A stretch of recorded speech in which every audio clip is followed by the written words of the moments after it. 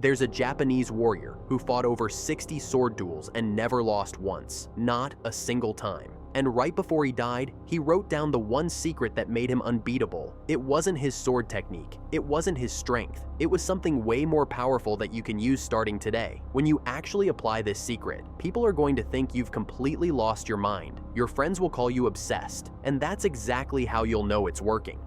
What if the moment people start calling you crazy is when you know you're finally on the right path? Today, I want to show you how to build that level of discipline using the philosophy of a man who never lost a fight in his entire life. In 17th century Japan, there lived a swordsman named Miyamoto Musashi who fought over 60 duels and never lost once. Not a single time. You know what?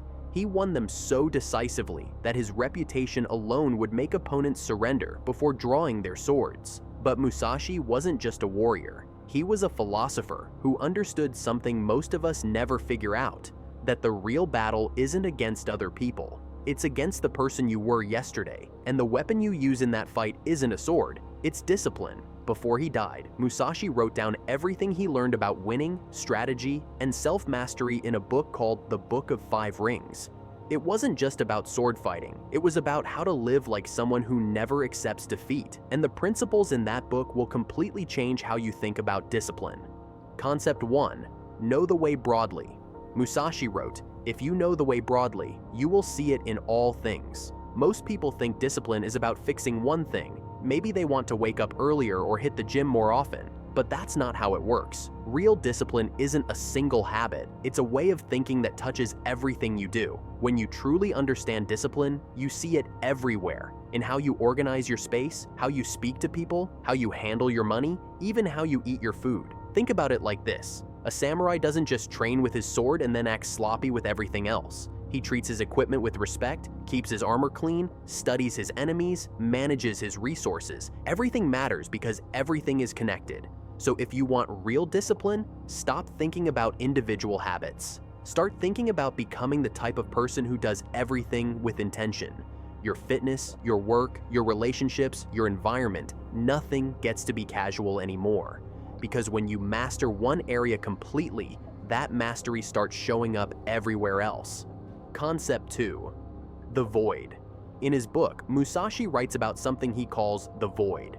He describes it as a state of mind where you're completely clear. No emotions clouding your judgment, no hesitation slowing you down, no overthinking paralyzing you into inaction. Here's what that means for you. Stop waiting to feel motivated. Stop waiting for the perfect moment. Stop waiting for inspiration to strike. Most people live their entire lives waiting for some magical feeling that's going to make discipline easy. Let me tell you, it doesn't exist.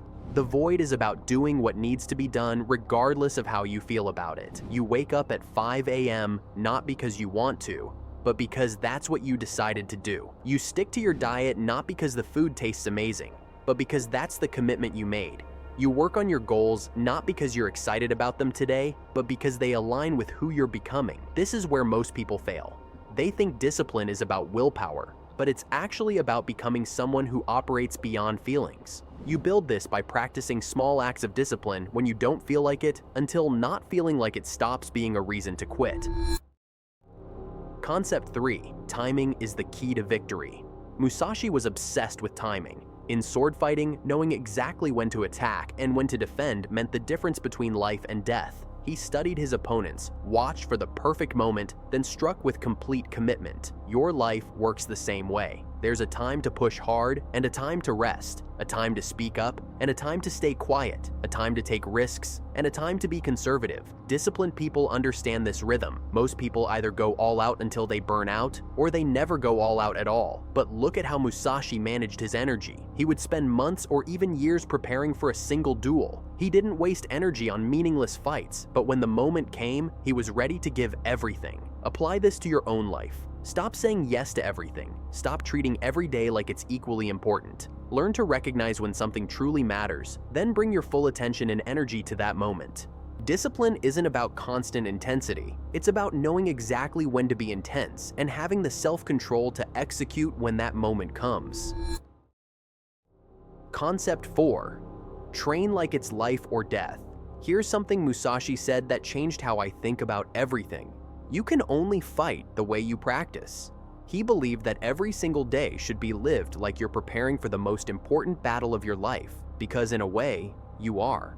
Most people practice casually and then wonder why they fall apart when things get difficult. They skip workouts when they don't feel like it. They make exceptions to their rules when it's convenient. They give 70% effort and expect 100% results. But the truth is, how you do anything is how you do everything. If you let yourself be sloppy in small things, you'll be sloppy when it matters. If you make excuses during practice, you'll make excuses during the game. Musashi trained so intensely that real fights felt easier than his daily practice. That's the level we're talking about. When your normal day requires more discipline than most people's best day, you've built something that can't be broken. This doesn't mean you never rest or that you're always grinding. It means that when you commit to something, you commit completely. When you say you're going to do something, you do it exactly how you said you would, every single time. Your word to yourself becomes unbreakable. Here's where things get interesting. Musashi often isolated himself for months at a time. He would live in caves, go without speaking to anyone, practice his sword work for 12 hours a day. To the people in nearby villages, he looked completely insane. And that's exactly the point. When you start living with real discipline, people are going to think you've lost your mind. They'll call you obsessed. They'll say you're taking things too seriously. They'll try to get you to loosen up and live a little. This is actually a good sign. It means you're operating at a level most people can't understand. When your friends think your morning routine is crazy, when your family doesn't get why you're so strict with your schedule, when people start avoiding you because your standards make them uncomfortable, that's when you know you're doing something right. The average person hits snooze 5 times, scrolls their phone for 2 hours a day, and complains about not having enough time. Of course, your life is going to look crazy to them. You're living by completely different rules. Musashi saw life as a constant battle, but not against other people. The real enemies were internal: laziness, fear, ego, comfort, excuses. Every single day, with every single decision, you're either sharpening your blade or letting it rust. You don't need external enemies to practice this. Every time you choose discipline over comfort, you win a battle. Every time you do what you said you would do instead of what you feel like doing, you win a battle. Every time you push through resistance instead of giving into it, you win a battle. Most people think the war is out there, against their boss, their circumstances, other people's opinions. But the only war that matters is the one inside your head. Can you make yourself do what needs to be done when you don't want to do it? Can you stick to your standards when no one is watching? Can you be honest about your weaknesses and still push forward anyway? That's the battlefield. That's where real discipline is built. And once you start winning those internal battles consistently, the external world starts responding differently to you. People sense when someone has real control over themselves. It changes how they treat you, how they speak to you, what opportunities they bring to you. At the end of his life, Musashi wrote something that stuck with me. Today is victory over yourself of yesterday. Not victory over other people, not victory over your circumstances, victory over the version of yourself that wanted to quit, that made excuses, that chose the easy path. True discipline isn't about impressing anyone else. It's not about looking good on social media or getting people to think you're hardcore. It's about becoming someone who can be trusted, especially by yourself.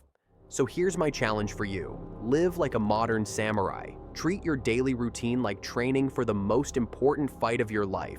Make decisions that your future self will thank you for. And when people start calling you crazy for how disciplined you've become, smile and keep going. You'll know you're finally on the right path.